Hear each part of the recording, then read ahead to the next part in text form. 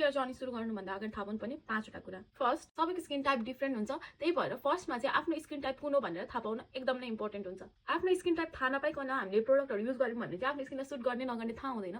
त्यही भएर जहिले पनि कुनै पनि नयाँ प्रोडक्ट ट्राई गर्नुभन्दा अगाडि आफ्नो स्किन टाइप के हो भनेर थाहा पाउनुपर्छ। Second, just because that product is working on someone else skin doesn't mean that will fix your skin concern too. एउटै प्रोडक्टले सबै मान्छेमा फरक फरक तरिकाले चाहिँ काम गर्न सक्छ। जस्तै मैले लगाइरहेको म्युसिनले मलाई राम्रो गरिरहेछ भने अर्को मान्छेलाई पनि राम्रो गरिरहेछ भने फिक्स हुँदैन। त्यही भएर जहिले पनि कुनै प्रोडक्टहरू किन्नुभन्दा अगाडि चाहिँ त्यो मान्छेलाई प्रोडक्टले काम गर्यो मलाई नि गर्छ होला भन्ने कन्सेप्टले चाहिँ किन्न हुँदैन।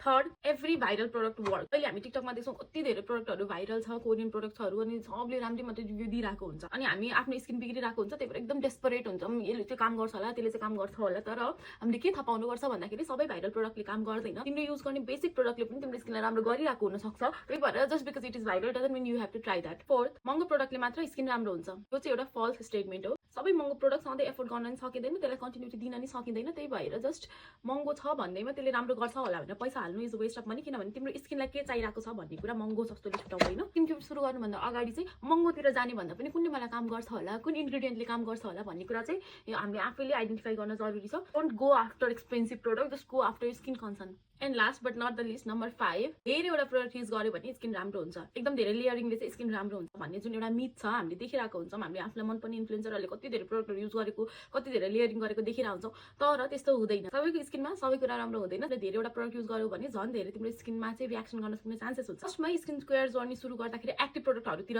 जाने भन्दा पनि तिम्रो स्किनलाई चाहिने, जस्तै अब एक्नी छ भने एक्नी कन्ट्रोलको लागि के चाहिन सक्छ, फाइन लाइन्सको लागि के चाहिन सक्छ, डल स्किन छ भने हाइड्रेसन केले दिन्छ, त्यस्तो कुरालाई चाहिँ फोकस गर्ने, लेयरिङलाई भन्दा पनि। Main point of this video चाहिँ के हो भन्दाखेरि just don't go for the viral expensive product. तिम्रो स्किनलाई चाहिने के हो भनेर चाहिँ तिमीले तिम्रो स्किन टाइप अनुसारले थाहा पाउँछौ। त्यही भएर पहिला तिम्रो स्किन टाइप थाहा पाऊ, त्यसपछि स्किन टाइप अनुसारको प्रोडक्टहरू खोज। मार्केटमा एकदम धेरै प्रोडक्टहरू अभाइलेबल छ, सस्तोमा पनि राम्रो प्रोडक्टहरू पनि अभाइलेबल छ। तिमीले पहिला सस्तोबाट थोरैबाट धेरै लेयर नगरिकन 2-3वटा तिमीलाई निडेड प्रोडक्टहरूबाट मात्र स्टार्ट गर। बिस्तारै आफै आफूलाई थाहा हुँदै जान्छ अनि अपग्रेड गर्दै जाऊ।